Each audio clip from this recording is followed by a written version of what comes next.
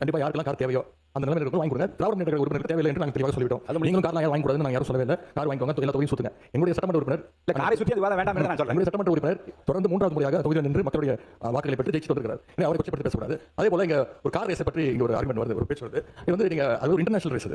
முதலாக ஏசியாவிலே முறையாக சிட்டிக்குள்ள இரவு நேரத்தில் நடத்தி காட்டுவோம் அப்படின்னு நடத்தி காட்டணும். இதை தடுப்பதற்கு அப்போது பல பேர் கோர்ட்டுக்கு போனாங்க. இது பாதுகாப்பு இல்லை, இவ்வளவு ஸ்பீடா போகும் கார்லாம், அதெல்லாம் நிப்பாட்டணும் எவ்வளவு முயற்சி பண்ணாங்க. ஆனா அவங்க எல்லாம் கோர்ட் வந்து கடுமையாக கடிச்சது. இது ஒரு இன்டர்நேஷனல் ஈவென்ட் வந்து நீங்க தடுத்து நிப்பாட்டு முயற்சி செய்யுங்க, இதை நீங்க நடத்த வேண்டும் என்று வெற்றிகரமாக எங்களுடைய ஆட்சியில் நடத்தி காட்டணும். அவர்களே இப்ப கார் கொடுத்தது அரசுக்கு இப்ப மாதிரி நிதி பற்றாக்குறை இருக்கு, கார் கொடுத்துருக்கீங்க அப்படின்னு தவிர்க்கலாம் நீங்க சொன்னீங்க.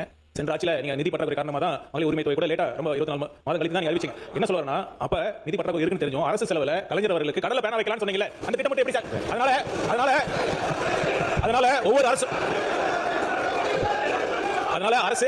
அரசு நிதி நிலைமையை கருத்தில் கொண்டு ஒரு சட்டமன்ற உறுப்பினர்களுக்கு ஒரு வாகனம் என்பது மிகவும் அவசியம். ஏன்னா தொகுதி முழுதும் போனாதான் இப்ப நீங்க பேசுறீங்க, தொகுதி பிரச்சனை பத்தி பேசுறீங்க. அது காரணம் என்ன? தொகுதி மக்கள்கிட்ட என்ன பிரச்சனை இருக்கு, ஒவ்வொரு ஏரியால என்ன குறை இருக்குன்னு தெரிஞ்சிடும். இப்ப என்ன நிலைமைனா இன்னொருத்தர சான்று இருக்க வேண்டிய நிலைமை இருக்கு, இன்னொருத்தர கார் கொடுக்க வேண்டியது இருக்கு, அவங்க பெட்ரோல் நம்ம யூஸ் பண்ண வேண்டியது இருக்கு, அவங்க வாகன டிரைவர் யூஸ் பண்ண வேண்டியது இருக்கு. அதனால இந்த திட்டம் மிகவும் அவசியமான திட்டம். மக்களுடைய கோரிக்கைகளை சட்டமன்றத்தில் பிரதிபலிக்கணும். அது தேவை. அதை உடனே நான் சொல்லிக்கிறேன் ஒழிய கண்டிப்பா இது ஆரம்பம் கிடையாது என்பதை தெரிவித்துக் இல்ல இதை பற்றி முன்னாடி நான் என்ன சொல்லிட்டேன், இல்ல இதை பற்றி என்ன சொல்லிட்டேன், கார் பிரச்சனை பற்றி பேச வேண்டாம்னு சொல்லிட்டேன். மாண்பு முன்னவர் என்ன சொல்றேன், மாண்பு பேரவைத் தலைவர்களே, இருங்க மாண்பு முன்னவர், மாண்பு எதிர்க்கட்சி தலைவர் அவர் சொல்கிற போது ஒரு கருத்தை சொன்னார்கள். நான் நிதியை பற்றி சொன்னேன் தவிர வீரர்கள் வந்து கொச்சைப்படுத்துவதை போல் என்று வார்த்தைகள் சொல்லியிருப்பது அவைக்குறிப்பிலிருந்து நீங்கள் தயவு செய்து இல்லை, எந்த வீரர்களை பற்றி நான் கொச்சைப்படுத்தவில்லை.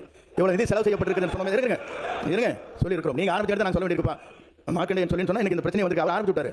இன்னைக்கு அமைதியாக போச்சு. அவர் எப்போ ஆரம்பிச்சாலும் இதே பிரச்சனை தான்.